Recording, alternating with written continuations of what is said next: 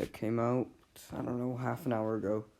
So let's see what shit gets answered here. About that bunny mask and a conversation that's had between Glitchtrap and, I don't know, Tape Girl or whatever. Whenever you do the thing where you put that bunny mask on and... So yeah, let's see what he thinks here. This is about the Curse of Dreadbear. See what questions... Oh, well, this is all a theory, but what is Matt Patch answers to some questions. Ready for a huge special announcement? Okay, what's this? Is this an ad? The kings of Five Nights at Freddy's. Yeah. Together in one room against a brand new FNAF game. Thousands of Untitled FNAF game. Do I have Goose your game. attention? Great, because it's happening right here on the channel. Wait, what is this? September 3rd. Is this an ad? Calendars, you're not going to want to miss this. But why are we doing this, you might ask? Well, every year Steph and I try to do at least one major charity event for a cause that affects all of us here in the theater. So this is a charity event? Last year, with your help, we donated over $200,000, all dedicated to researching better treatments for depression and other mental illnesses. And this year, we're taking on cancer, specifically childhood cancer, because I think all of us have at least at some point known or lost someone to cancer. And it's without a doubt the scariest diagnosis that a family could possibly receive. And it's especially true now for Steph and I as we have our own kid. Which is why we're especially honored to be partnering with St. Jude Children's Research Hospital. So I'm going to watch this after, just because I'm going to get to the actual theory in this. What was the time frame? Let's get to the episode. Oh, shit. And so he's... Hello, Internet. Welcome to Game Theory. Where today So it's got the FNAF VR kind. a new villain, because FNAF's next major killer has a face, a voice, a motive, and we even know their name. So today is actually going to be a big one, my friends. The official game may not be releasing until 2020, but we're already well on our way to understanding. I think that one's gonna... Yeah, and then there's this. Just as long as Scott doesn't Oh yeah, and there's also... Yeah, there it is. I remember making a video about that. Was updated and had that person with a bunny mask in the back. Burn it and mix in another 5 monochromatic characters with frontal lobe spin-off dreaming on their deathbeds. You see, over the course of October, we saw the release of FNAF VR Help Wanted. Yeah, that was an insanely good DLC. Which, at this point, is It's the trailer. the longest game title in history. And despite the game's repeated insistence that this little fall fest was purely for fun, keep in mind that this DLC pack is nothing more than a festive holiday-themed add-on, which has absolutely no hidden intent or purpose. we all know that's a complete lie. One does not simply... FNAF VR is just a lie as a whole, so what the fuck you expect? And when it comes to Easter eggs, I'm not just talking about one or two things here. Whether it was the FNAF 4 house perched high on a hill in the background... Yep, there was a lot of Easter eggs in there. Yeah, there were the bully masks, but then there was also Balloon Boy. Yeah, and then there's the Jacko ones. That was cool when you flip the Helpy around. Here's a list of a few that were worth calling out, but don't merit a full-fledged theory. First, the masks that you wear for the trick-or-treat minigame are most likely the real-world versions of the masks that we see the bullies wearing during in FNAF 4 whenever the son gets bitten in Bite of 83. But there's Mangle, but that's it looks just like a recolored Foxy mask. But remember in it, there was Mangle in the sister's room. There was Mangle broken on the floor in FNAF 4, so Balloon Boy, that could represent the kid. I guess. Maybe. Because the kid, this could be representing the 4 bullies, and then Mangle maybe representing the sister, and then Balloon Boy representing the child. I don't know. Halloween masks. In other words, it's more evidence to suggest that this location that we see in FNAF 4 isn't the first. How many times have I seen that one image of Matt Pat at the side there? It's not the beginning of the timeline. Point number 2, when you win a minigame, you see posters randomly generated around the walls. Yeah. The thing is, all of these posters have appeared in a previous game. FNAF 6 Pizzeria Simulator. They appear in the alleyways where the the death screens. Man-Wolf clown pictures referencing Baby, and Spookfest. What's particularly interesting, though, is that Spookfest one, which could, in fact, be referring to the exact fall festival that we're attending. That could be Fall Fest, Spookfest. But then again, join the spookiest party of the year. Curse of Dreadbear is all supposed to be like fun and games and all, but is this a real event? Because wait, there's the whole thing about all the FNAF things being a video game created by an indie game developer. So that would just be part of the game universe, but then Curse of Dreadbear or whatever, and VR as a whole is supposedly a game that is a game that you are testing, and they're saying how all the other whatever. Taylor always felt like a random addition to those alleyway scenes, and as we know, Scott don't do coincidences. It's also worth noting that I've seen one playthrough from the channel Johnny Blocks that had 3 clowns. Oh, is it? It's me Easter egg. Throwing a dart at each one. Barn suddenly switched over to rave mode. Black lights on for the party, becoming possessed by Golden Freddy. You can tell that as evidenced by the Disney band Disco Easter egg. Barn. Now, I can't confirm whether this is real, because he's the only playthrough I've seen been able to do this. And also spawning 3 clown pictures randomly is just seemingly impossible odds. And also, it strikes me as weird because from a lore perspective, Golden Freddy at this point should be hanging out in the afterlife with our dearly departed Yes, William H-E-L-O. Afton. Still, it is something that's definitely worth calling out, and if any of you... Yeah, but Golden Freddy never appeared in VR. Double check it. And lastly, during the game over screen, you see a giant dread bear looming over Yeah, and Grim Foxy. gravestones. On top of the hill, you can make out what appears to Yes, be the tomb. By hacking outside the bounds of the game, just like the channel Kuno Leo did, you can see that it's indeed a glitching gravestone. Surrounded on Yeah, everyone knows at this point. This is in relation to Glitchtrap. Oh, and also, if you remember, there was also the Easter egg with Glitchtrap at the top of the mountain. Remember that, where you press the button at the side and turn around and stuff? Yeah, you see Glitchtrap in the mountain, around the FNAF 4 house. He's up there dancing. Fusion hacked up there, and it definitely is Glitchtrap. Yeah, the graveyard in FNAF 6, the lore keeper one. The girl who dies and goes on to possess the puppet. In short, Yeah. Afton's 6 victims. But then, what's a 7th gravestone doing there? Well, in my estimation, that one would seem to belong to Michael Afton, his son, and his final and unintentional victim. Which would suggest that the glitching gravestone is William Afton's grave. It's got the purple color, it's got Yeah, glitch, which could be. ties it to Glitchtrap, but further cementing this is Because his graves are like all of them. Well, he just said there at the point that he thinks one of them is Michael Afton, who also dies in sister location. Clearly has rabbit ears. But it's the last Yeah. and hardest to achieve Easter egg that I want to focus on today. The one that reveals our new killer and starts setting up the story that What is the bunny mask? It technically is an Easter egg. You see, William Afton has started himself a cult. Let's call it the Cult of Glitchtrap. And it's going to be our job to rescue the people who've fallen under his spell. New Project Zorgo here. FNAF episodes, I've been talking a lot about how FNAF VR Help Wanted is Yeah, there was that one FNAF AR thing last week, which wasn't like... It was different, okay? What do you call him again? Austin, was it? It was him hosting it, and also... it's not continuing from the last point, so I think that was just something else in there. I watched it. It was about how it's impossible for your phone to be able to shock an animatronic. It's all about the voltage and all the stuff that I'm not smart enough to understand.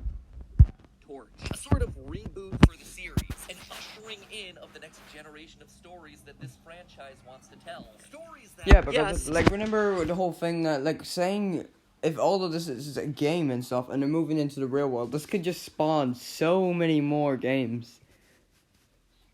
So many more things can happen now. There's already 5 games being teased, like, well, maybe not 5, but a lot of games being teased right now that are going to be coming in the next few years. Will come from the series' murdery past, but also move beyond it, beyond the timelines, beyond...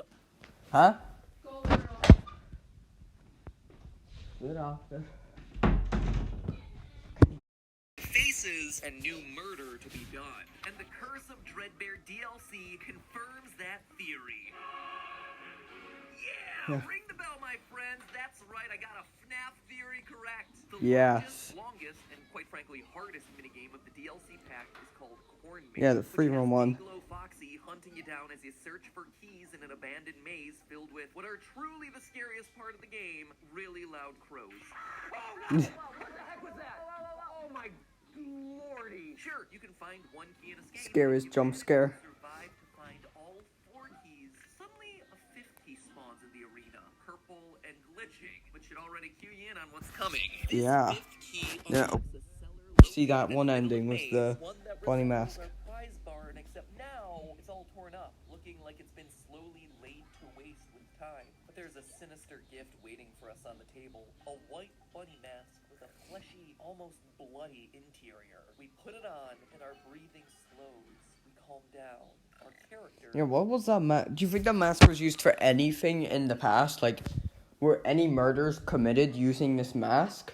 Obviously, no murders we know of, right? Because most of them have already been depicted through 8-bit style minigames and detailed newspaper reports and phone audios, so... I'm not... Well, obviously it's not like the first game ones to find murders about in the mascot costume and all. Obviously not that.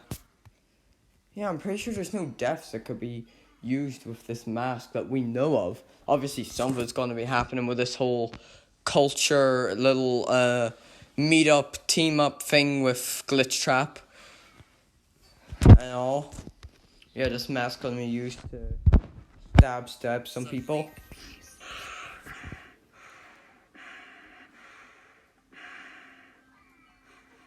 But there's more. The breathing on that, it seems like it's the same breathing as FNAF 2.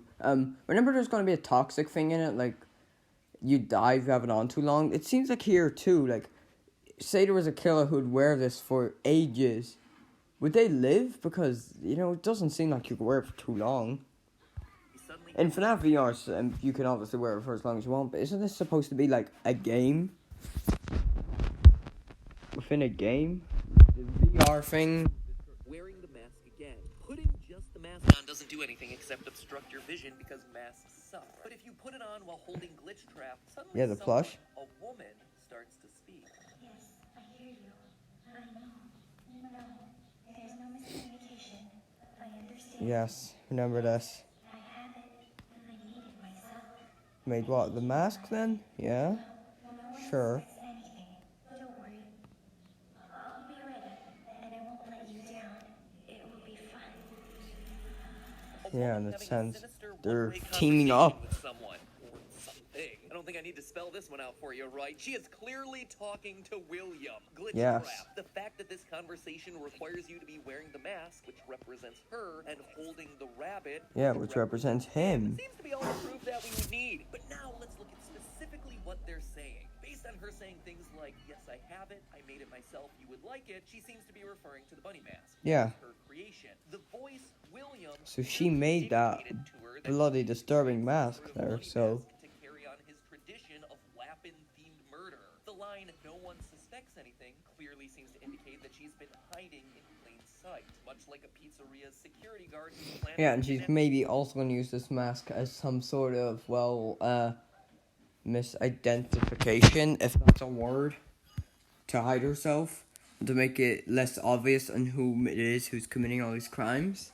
kids. Or, as I brought up in a previous theory, a game tester who's suddenly been brainwashed by a rogue piece of malware. Which leads us to the other lines about there being no miscommunication, being ready, and not letting him down. Those all seem to indicate that William senses hesitation or fear in the woman about fulfilling on his plan. This is reinforced by the name of this voiced character. On Scott's Voices.com page, where he tends to hire out actors for their various... Yeah, voice.com, so you done for all the UCN thing. follower.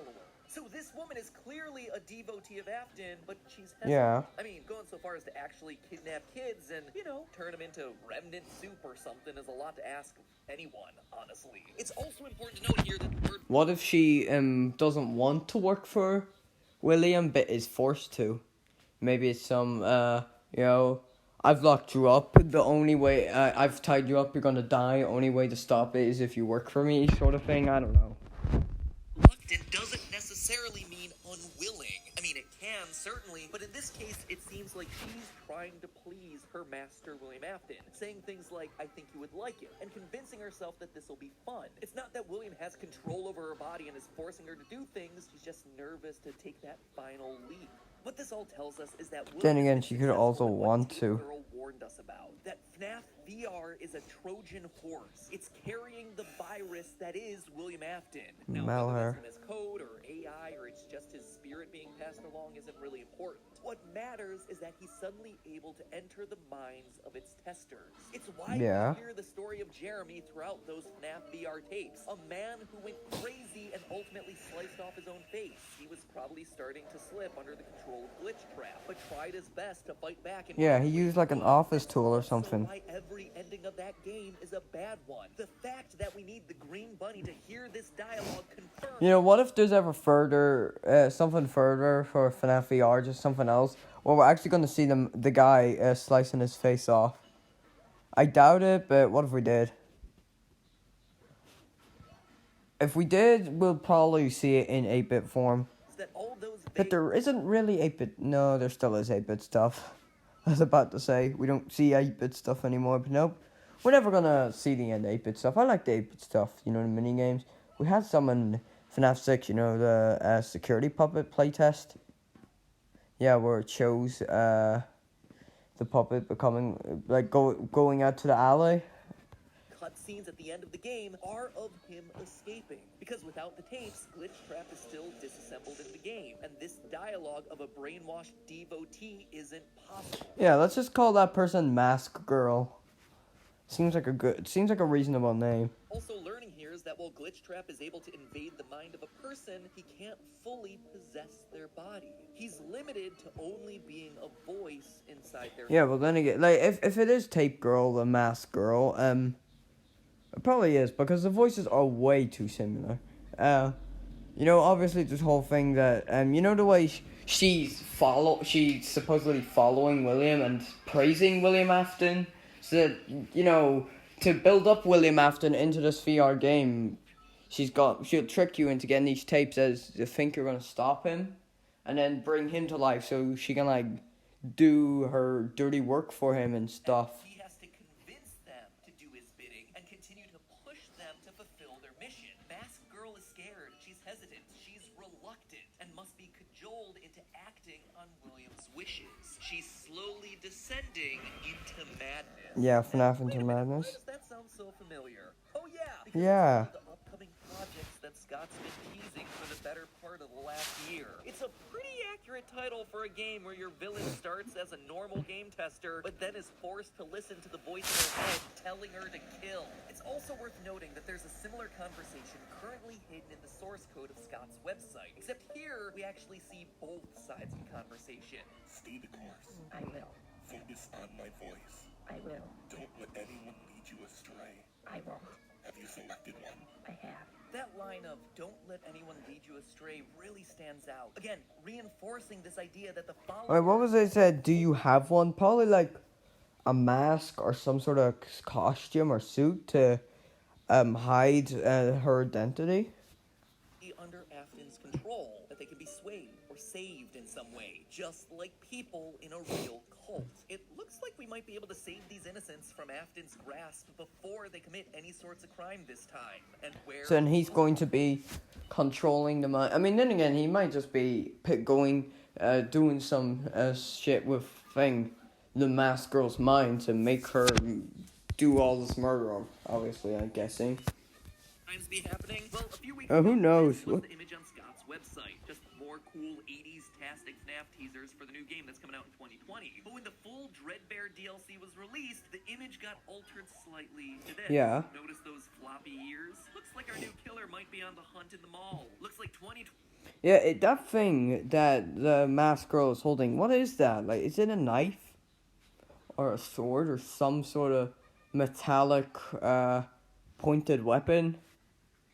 He found itself a new female FNAF killer, and if she's truly working undercover with no one suspecting anything, clearly she must be a mall cop, segueing to a murder. I hope that it's like there's a rock show going on with like Glamrock Freddy and the gang, and then during it the Masked Girl just breaks in and bombs the place or something. That'd be intense. And like you take the role of one of the people and you gotta escape from the mall while there's just a bunch of explosions and stuff happening. That'd be like an epic sort of scene, you know.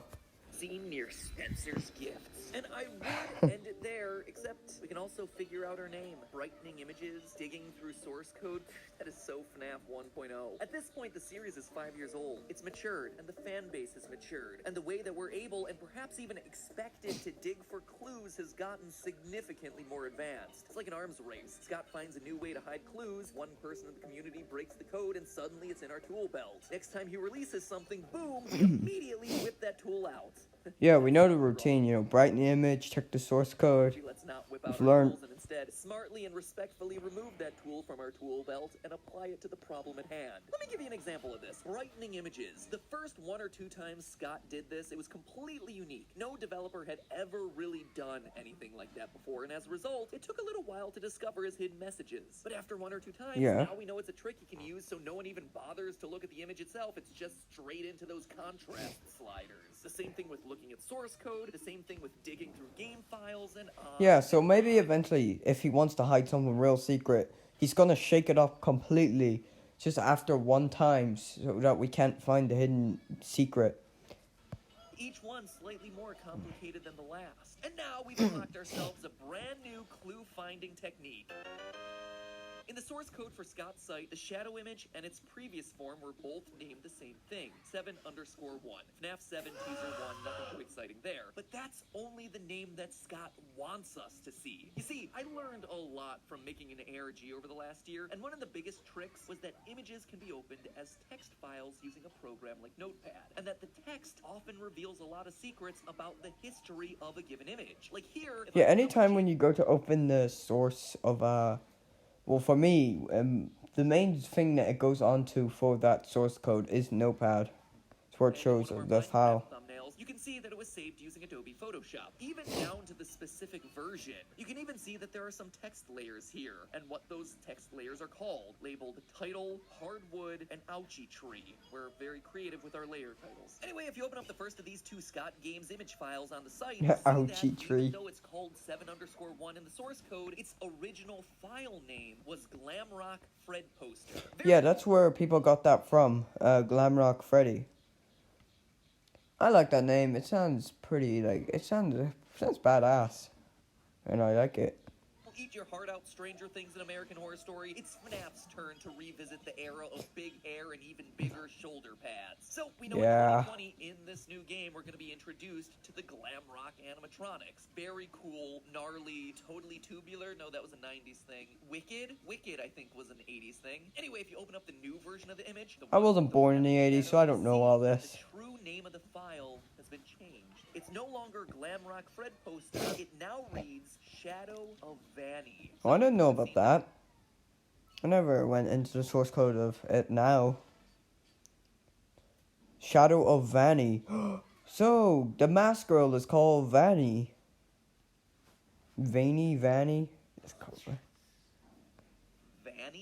the new name of our killer? It's an... Yeah. I wouldn't be sure, but I honestly don't think that's it. It's just shadow. I mean... You know, it is a shadow in the background. And that's the new... It's probably a combination of her real name, Vanessa, and her mask. The White Rabbit, or Bunny, Vanessa Bunny, Vanny. Just like... Is Vanny a real name? Vanessa?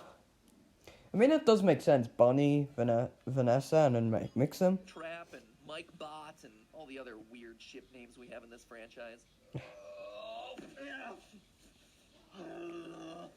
Every time. So there you have it, my friends.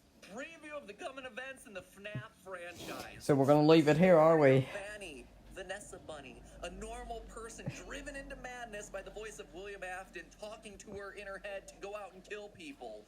She might be the only one right now, but there could be hundreds out there. Yeah, hundreds of people going out.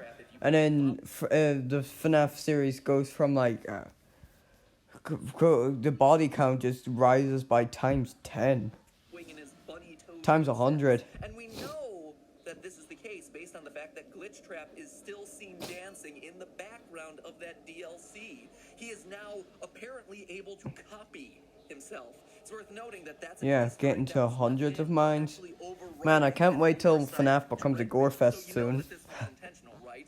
It says that Glitchtrap is a copy, and that he's able to copy copy himself over and over and over again. Yeah, duplicate The files. cult of Glitchtrap spreads. Now we just have to wait for the next. Yeah, see what happens. Who's gonna be in control? Book series that starts coming out in December. Yeah, I'm gonna get Maybe them. he's in that new I'm gonna game get that's those. I'm sending us excited on for December those. 3rd for our big St. Jude Into the charity pit. What was the But in the meantime, thing? Fetch. Yeah, those books. all just a theory. And what was it called? Free dot PM was it? Thanks for watching. I can't remember. The one with Ella, which was one of Charlie's toys. That's over. Done until December 3rd. I'm gonna rip my microphone if I jump off this couch. I'm just gonna lower myself slowly. Bye. Okay, bye.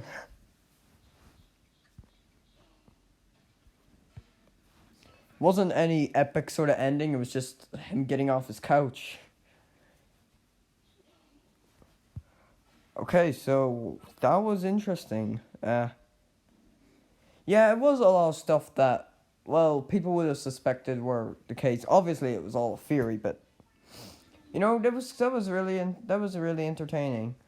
You know, his videos, all his edits and everything is always made to be is always entertaining. Anyways, leave your thoughts, and I will see you next time.